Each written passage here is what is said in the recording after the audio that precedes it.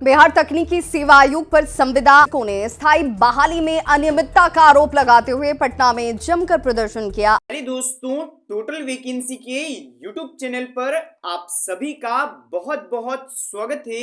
आज के इस वीडियो के माध्यम से बीटीएससी एएनएम 10,700 के रिगार्डिंग में एक बहुत ही महत्वपूर्ण जानकारी मैं आप सभी को देने वाला हूं। जो भी हमारे एएनएम के छात्र हैं, जिन लोगों ने भी आवेदन किया है, एग्जाम दिए हो, आप सभी के लिए वीडियो बहुत ही इंपॉर्टेंट होने वाला है। कई सारे छात्र पटना के बीटीएससी कार्यालय में प्रदर्शन किए हैं, उनके कुछ मांगे हैं वो मैं आपको बताने वाला हूं, और वो कौन से कैंडिडेट्स हैं वो भी मैं आपको बताऊंगा। अब इन सभी को नौकरी देना होगा सरकार को, क्या है वो बात पूरी जानकारी में बताऊंगा, तो वीडियो के लास्ट तक बने रहिएगा। और जो भी स्टूडेंट्स इस चैनल पर नए आए हो, चैनल को सब्सक्राइब करके बेल नोटिफिकेशन ऑल सेट कर लीजिएगा। अब चलिए दोस्तों, जानकारी के ऊपर चलते हैं। अब दोस्तों, जानकारी को ध्यान से समझिएगा, जो भी एएनएम के छात्र हैं उन लोगों के लिए भी इंपॉर्टेंट है।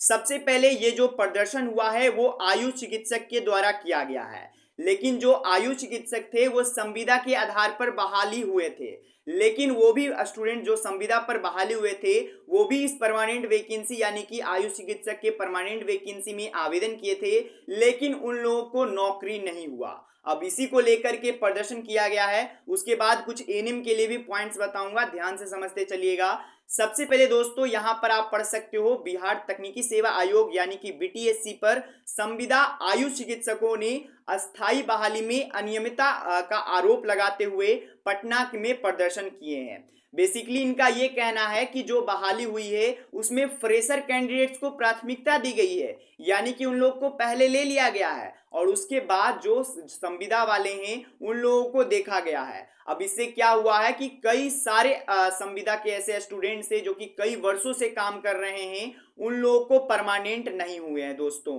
तो ये तो बात हो गया आयुष चिकित्सक का। मैं यहाँ पर अपडेट देना चाहता हूँ एएनएम के लिए भी। आपको पता होगा अभी तो केस का प्रक्रिया चल रहा है, जब तक केस का फाइनल डिसीजन नहीं आ जाता है तब तक कुछ कह नहीं सकते हैं। लेकिन दोस्तों, यहाँ पर एक चीज आपको पता होगा, अगर होता है तो 2018 की नियमावली पे होगा या फिर 2023 के नियमावली पे। अगर 2023 के नियमावली पे होगा तो ये एएनएम के लिए भी एक तरीके से जो संविदा एएनएम है उनके लिए ये दिक्कत होने वाले हैं। अब क्या दिक्कत होंगे वो भी मैं आपको बता देना चाहता हूं। देखिए, जिस प्रकार से इन लोगों का एग्जाम हुआ था जिसमें कि ये लोग क्वालिफाई नहीं कर पाए और इन लोगों का नियुक्ति नहीं हो पाया, और वही स्थिति एएनएम में भी है। एएनएम में भी लगभग आप देखिएगा तो 70%, जी हाँ दोस्तों, 70 क्या 90% जो संविदा बहने हैं जो कि पहले से काम कर रहे हैं, वो अगर एग्जाम का रूल से अगर होता है तो वो लोग यहाँ पर परमानेंट नहीं हो पाएंगे। ये एकदम साफ बात है, क्योंकि जो एग्जाम होता है उसमें पहले ही बता दिया गया है कि आपको 32 नंबर लाना अनिवार्य है। अब बहुत सारे फ्रेशर कैंडिडेट्स ही 32 नंबर नहीं लाए हैं तो संविदा कहां से लाएंगे, ये भी बात आप लोग समझ रहे होंगे। अब कुछ मैं बातें आपको समझाना चाहता हूं जो कि इंपॉर्टेंट है, और अगर आप देख रहे हो, अगर कोई आप चाहते हो कहीं पर पहुंचाना इस वीडियो को, तो ज्यादा से ज्यादा शेयर कीजिएगा। देखिए, सबसे बड़ी दिक्कत इसमें क्या आ रही है और ऐसा क्यों दिक्कत आ रहा है। अगर सरकार को ये दिक्कत को अगर जड़ से खत्म करना है तो सरकार को एक नया प्रोसेस लाना होगा। अब वो ध्यान से समझिएगा, क्या प्रोसेस लाना होगा, तब ये दिक्कत खत्म होगा। वरना हर वैकेंसी में आपको यही देखने को मिलेगा। क्योंकि अब देखिए, आज का ये बात नहीं है, अब अगली वैकेंसी आएगी तो उसमें तो 100% ये बात है कि जो 2023 का नियमावली है वही लागू होगा, यानी कि एग्जाम होगा, तो वहां पर भी तो संविदा जो स्टूडेंट्स है वो इसी तरीके से चुराएंगे। तो यहाँ पर सरकार से मेरा निवेदन है कि ये बात को आप लोग भी अमल कीजिए, वरना ये स्थिति आपको वर्तमान में और फ्यूचर में सभी जगह देखने को मिलेगा। देखिए, जो मेरा मानना है वो आप समझिएगा। जैसा कि आपको पता होगा 8853 एएनएम की वैकेंसी हुआ, 8853। अब इसमें क्या होगा कि 10,700 का फिर वैकेंसी आया, तो जो यहाँ पर स्टूडेंट संविदा पर हैं और यहाँ पर ये परमानेंट वैकेंसी है, सभी स्टूडेंट चाहेंगे कि हम लोग परमानेंट हो जाएं। तो देखिए, सरकार से निवेदन करना चाहता हूं कि जो संविदा का परमानेंट होने का सिस्टम है उसे बदला जाए। जी हाँ दोस्तों, उसे बदल करके क्या किया जाए, या तो इन लोग को डायरेक्ट परमानेंट किया जाए, और बहुत सारे ऐसे रूल भी आ चुके हैं सुप्रीम कोर्ट के माध्यम से कि जो 12 महीने से अधिक संविदा पर काम कर रहे हैं उन लोग को डायरेक्ट परमानेंट कीजिए। तो इन सभी विचारों पर सरकार को अमल करना होगा, तभी ये स्थिति बदलेगी। देखिए, आपको लगेगा कि इसमें तो कुछ भी हो सकता है, लेकिन अब जो नेक्स्ट वैकेंसीज आएंगी उसमें तो आपको 100% पता होगा 2023 का नियमावली होगा, एग्जाम देना होगा, एग्जाम में 32% नंबर लाना होगा। तो ये संविदा का तो एक तरीके से लाइफ टाइम के लिए दिक्कत होगा। तो यहां पर आपको समझना होगा और सरकार को भी समझना होगा कि वैकेंसी में थोड़ा सा दिक्कत है और जो संविदा है उनके लिए एक नया रूल लाना चाहिए कि जो संविदा स्टूडेंट्स हैं दोस्तों, उन लोगों को या तो डायरेक्ट परमानेंट किया जाए या तो 12 महीने अगर वो काम कर लिए तो उनको तब परमानेंट किया जाए। किसी भी स्थिति से वैकेंसीज में यहाँ पर परमानेंट करने में बहुत सारी दिक्कतें हो जाती है। और अगर आप यही चीज देखिएगा, अगर डायरेक्ट कोई वैकेंसी आती है तो उसमें अगर संविदा को एकदम पूरा दिया जाएगा प्राथमिकता, तो इससे एक और दिक्कत हो जाएगा। वो कौन दिक्कत है? वो दिक्कत ये हो जाएगा कि 8,853 की वैकेंसी है तो उसमें आपको देखने को मिल जाएगा कि इसमें 8,000 सीट पहले से बुक हो जाएगा। तो ये स्थिति को पनपने नहीं देना है। इसके लिए सरकार से मैं रिक्वेस्ट करना चाहता हूं कि या तो संविदा को डायरेक्ट परमानेंट कीजिए या तो बहालियों में अगर आपको देना है तो जो भी, क्योंकि देखिए संविदा ज्यादा संख्या में होती नहीं है तो उन लोगों को भी एक तरीके से आरक्षण दिया जाए और उन लोगों को पहले प्राथमिकता करके उनको पहले परमानेंट किया जाए। क्योंकि आपको पता है स्थिति क्या है संविदा का, उन लोगों को सैलरी भी टाइम पे नहीं मिलता है, सेम काम सेम चीज सब कुछ सेम, लेकिन उनको परमानेंट पे वो सुविधा बढ़ जाती है और संविदा का सुविधा घट जाती है। बाकी लास्ट में आप इनका वीडियो क्लिप देख सकते हो कि क्या क्या इन्होंने बताए हैं, वो आप देख सकते हो।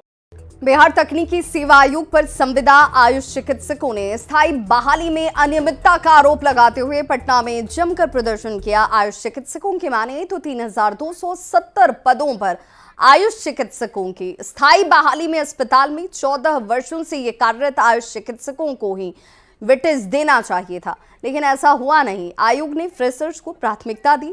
फ्रेशर्स को प्राथमिकता देने की वजह से 300 से ज्यादा आयुष चिकित्सक अनुभव रहते हुए भी स्थायी बहाली से बाहर हो गए।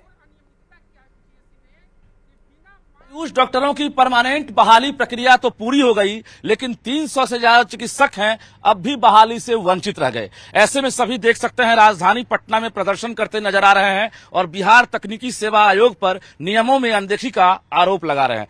पूरी बातचीत करते हैं कि आखिर किस प्रकार से नियमों में अनदेखी की गई है, क्या मामला है।